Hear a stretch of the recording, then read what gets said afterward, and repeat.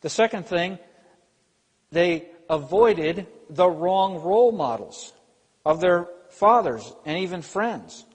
If you continue to look at verse 7, and do not be like your fathers and brethren who trespassed by leaving this central worship. Don't be like them. Now, what must it be like to grow up into a house where you got a father and a mother that don't have the morals of God's Word?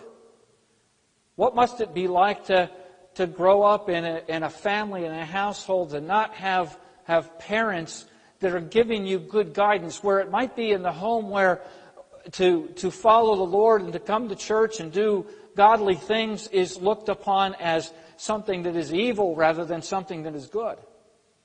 What must it be like to be in a household and grow up in a household where mom and dad don't really know what to work is, to work and provide for themselves is? Their culture is totally different. And here is the case for these. And so, avoid wrong role models, even to your family. To humble yourselves, you've got to fight against the flesh. You've got to fight against pride. You've got to fight against friends. Right? Because here it says, where was it? In verse 10, it says that they laughed at them and mocked them. Most of the people laughed and mocked. These are your friends. These are your acquaintances. Those are the people that are hearing the runners and their message. Avoid wrong role models, even your family, when they do that which is wrong. Will you admit your need and avoid guilt? Will you avoid wrong role models, even in your family? Actions to take is in verse 8. It says very simply, do not be stiff-necked. Don't be stubborn. Well, what's stubborn look like, Bob? Well, stubbornness looks like laughing and mocking to me. Stubbornness looks like the flesh and the pride within oneself. Stubbornness. Don't be stiff-necked. Verse 8 goes on and says, yield yourselves to the Lord. Now, some might say, well, this is Old Testament Israel, and it's different for us in the church. Well, yeah, I know that there is a distinction between Israel and the Old Testament. I know there's a difference between that and the church today. But 1 Corinthians chapter 10 and verse 6 says that these were examples unto us, that we shouldn't lust like them. And I think we can glean the lessons from this. And I think these things, these 4 actions directly apply to us. Don't be stiff-necked when it comes to what God says. Yield yourselves to the Lord. Well, that's against the flesh. And that's against our pride. But you need to yield yourselves to the Lord. You need to enter into His sanctuary. And it doesn't have to be a building, but it needs to be a body of believers that are organized around the Bible. And serve the Lord your God. Are you willing to do what you have talents to do for the Lord within the body of Christ? Actions to be taken. The road to restoration takes these actions. Don't be stiff-necked. Don't yield yourselves to the Lord. Enter into His sanctuary and serve the Lord your God. Not only is there the need, will you admit your need and avoid guilt, avoid wrong role models, actions, for these 4 actions in verse 8 to take, but there is an appreciation for God's grace. Let's look at verse 9.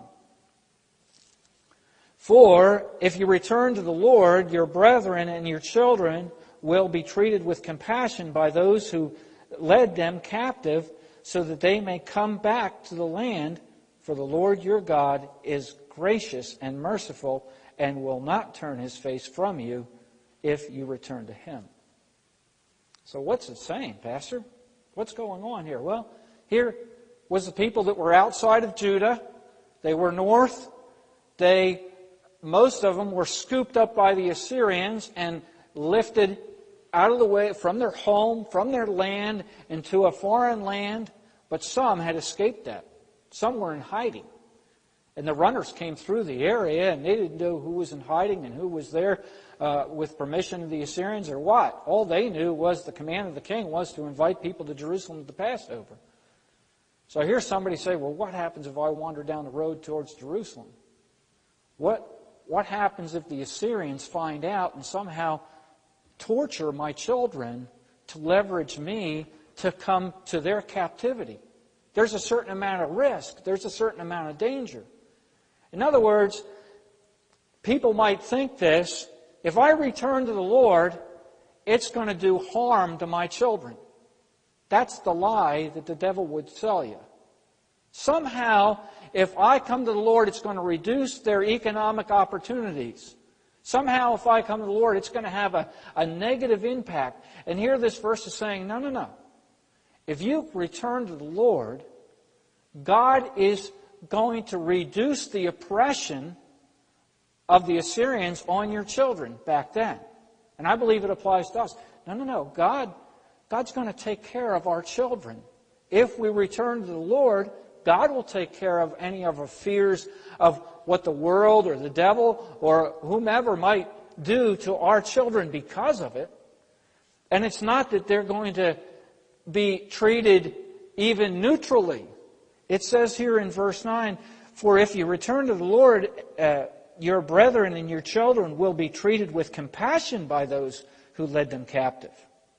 They're going to be treated with more compassion, because God's going to take care of that so that you may come back to the land. For the Lord your God is a gracious and merciful, and He will not turn His face from you if you return to Him. That's a promise. That's a promise. We talk about evil in the world and all these things. Trust the Lord. And a lot of evil has happened to these people, but they humbled themselves before the Lord. And one way they did that was to appreciate God's grace. They heard the Word and let it soak in. And when it said to appreciate God's graciousness and mercy here, they did. They heard it. They humbled themselves. They didn't believe their flesh in this. The humility of the responders. Secondly, tonight, and thirdly, overall in this message, I'd like you to see the healing of the seeker. The healing of the seeker. I've taken the word heal, H-E-A-L, and I like just memorable devices. I've made it an acrostic or an acronym. I'm not sure which is the right word, but anyway, verse 6 once again says, well, how do you get healed? You get healed when the Lord returns to you, right? I mean, that's a spiritual healing. Maybe not physically, but spiritually. When the Lord returns to you, you are infused with strength. You might have a peace that passes understanding that you can't comprehend. And that's the healing. There is a presence of the Lord. Well, how's that happen? Well, it says in verse 6, if you return to the Lord, He will return to you. So the spiritual healing comes from the Lord returning to you. How do you do that? You head toward the Lord. You head toward the Lord. Secondly, ease the enemy's oppression on the family. The healing comes from this promise in verse 9 that I've already explained very extensively. When you make a decision to turn to the Lord, that brings healing to the family. Because in the home, when you return to the Lord, the influence upon the brethren and upon the children is to make godly decisions. That only can bring good things to them and wisdom to them in their life. God is more likely to intervene with these captive children of the brethren. Head toward the Lord. The healing of the seeker. Ease the enemy's oppression on the family. So if you're not going to do it for your sake, do it for the family's sake.